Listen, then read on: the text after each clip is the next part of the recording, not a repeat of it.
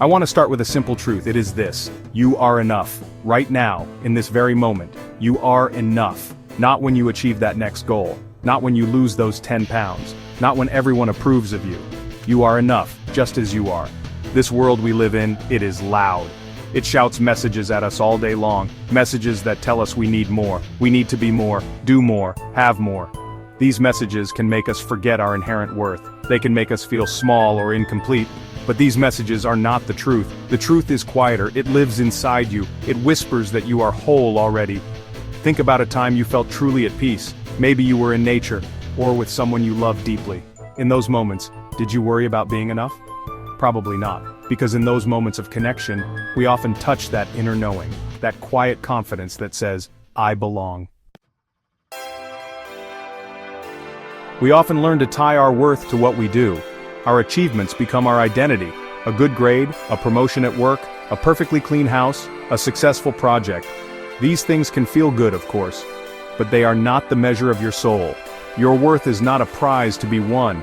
It is not something you earn through striving.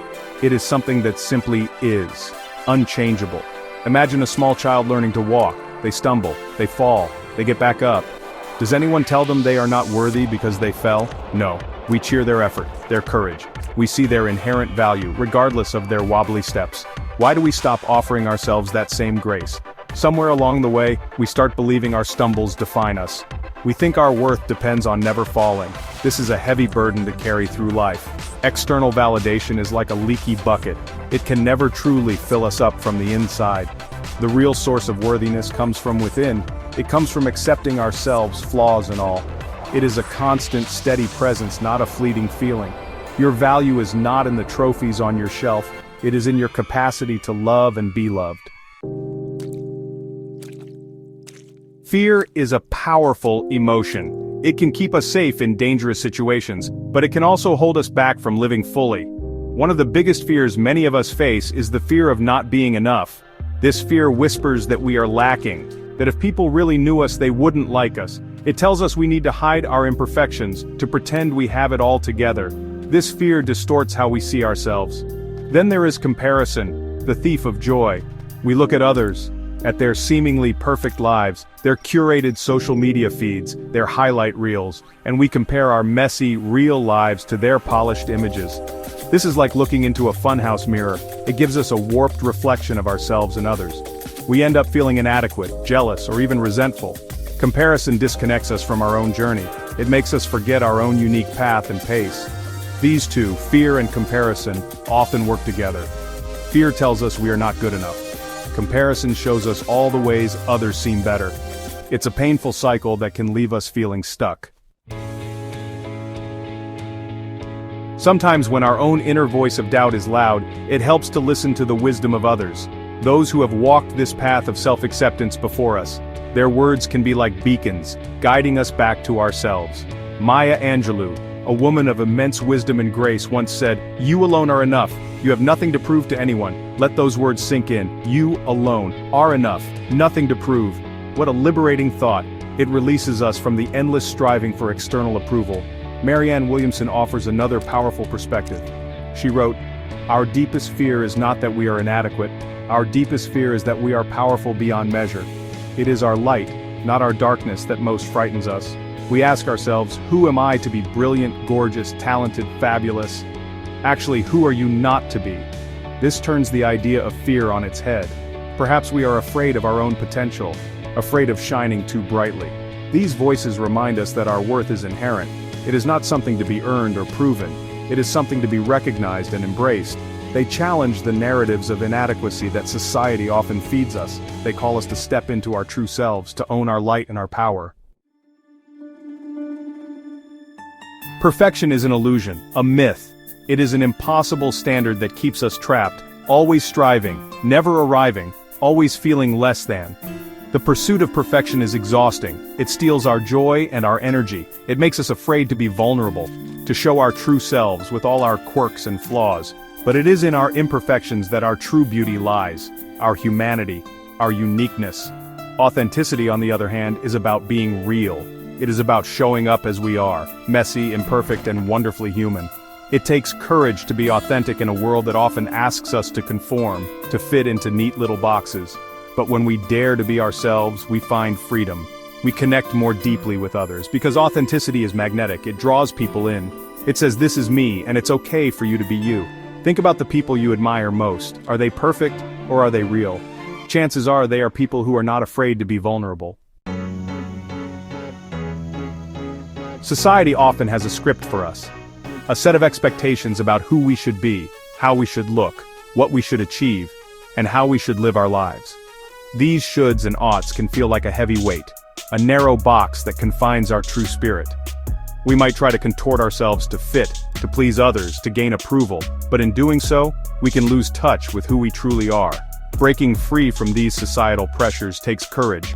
It means questioning the messages we have internalized. It means daring to be different, to choose a path that feels authentic to us, even if it is not the path everyone else is taking. This can be scary.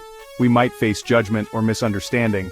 People might not always get it, but the reward is a life lived on our own terms.